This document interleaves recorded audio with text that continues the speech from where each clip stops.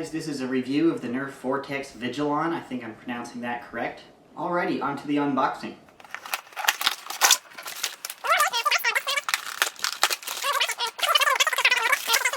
Included with the Vortex Vigilon is the blaster, 5 green discs, and the instruction manual.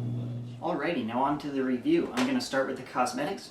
At first glance, I'm pretty happy with the colors they use. It's the same as all the other Vortex blasters, light gray, dark gray, lime green, and orange. But in this particular blaster, they used a lot of orange.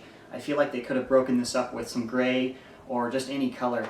I think it's an excessive amount of orange, but other than that, I'm happy with the colors. This blaster follows the same theme as the other Vortex blasters. It has the embedded print on it with the cool shapes similar to the digital camo in the Raider and some other in-strike blasters. I think that adds quite a bit to the appearance of the blaster, and it kind of breaks up all of this orange. I still don't think it breaks it up enough to really justify using this much orange. It's definitely not going to look like a real gun, but it just makes it look a little lame. Going over some of the external features, it has an in-strike rail up here for any type of accessory that you want to add. It also has a rear iron sight. I don't think I'll be using that. It doesn't have anything in the front to really line it up. I think you're supposed to use the in-strike rail, but if you have an accessory up there, you're kind of screwed. I don't believe these disc blasters are accurate enough to actually use iron sights anyways, so I kind of just point aim, kind of guessing. It also has a little sling mount on the bottom here. If you want to put a one-point sling here, you can wrap it around or have a little lanyard like the First Shot has, the little clip-on belt thing. Going over the feel of the blaster, it's very comfortable. I'm a pretty big guy. I'm 6'3". I've said that in a few of my videos, but still people are surprised when I meet them. They say, oh, you're so tall. But the blaster size is quite important to me because I'm a bigger guy, and this handle is very large and it's very comfortable for my large hand. It's not quite as wide as, say, the Recon grip, and that's the same mold as used in the Raider and some of the other blasters, but it's still very comfortable for my large hand. The weighting of the blaster is decent. It's pretty front heavy, but that's going to happen with pretty much any pistol because all of the weight is to one side of the grip here. It's quite large though. I'm kind of surprised with the size. I was surprised with all of these disc launching blasters because they're very wide. I won't be able to carry this as a sidearm. It's just far too large length and width wise. Due to the size and sort of how it's laid out, I kind of want to put my second hand on it just because it's quite large to be a pistol. It's not heavy or anything. I mean, it's just ABS plastic. It's not metal. But even so, it's a little bit more comfortable to have two hands on it. Being a pistol, I just feel like that's kind of an awkward shape. Anyways, overall, I'm very happy with the overall feel of the blaster. I really like how it looks. Now I'll get to the function. The Vigilon has an internal magazine that holds 5 discs. To get to the internal magazine, you press the little release here. It's ambidextrous, so it's identical on the other side. So you just release that, and it is spring-loaded, so again, that thing flings out, which is pretty cool. And to load discs in, you simply place them in.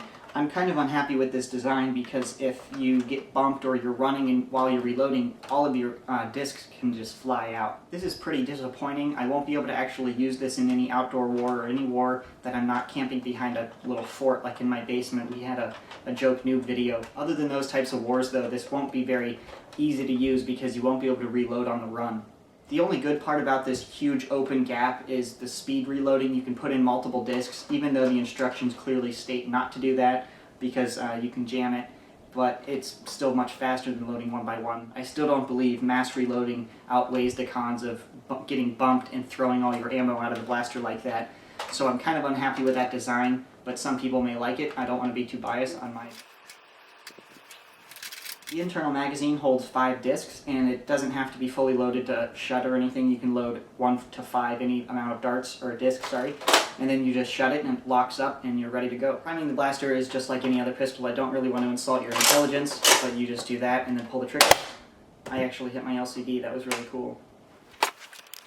There is an internal lock preventing you from priming the blaster, moving this slide back if the disc is not actually loaded in the magazine. I typically hate locks, and all of the dart firing blasters, I really don't like locks, but these locks are very logical, and dry firing these blasters is much different than dry firing a blaster with an air restrictor because these internal systems don't work anything like other Nerf blasters. So when I modify this, I actually do not think I'll be removing the locks. I'm pretty happy with their performance. It's not as unsmooth as the Praxis. I actually already removed that lock and it's very smooth now, but this is a pretty smooth system and I'm not really unhappy with it, so I'm going to keep it how it is. I think I've talked enough about function and other parts of the blaster. Now I'm going to shoot it for you. Alrighty, I'm going to fire off 5 stock discs.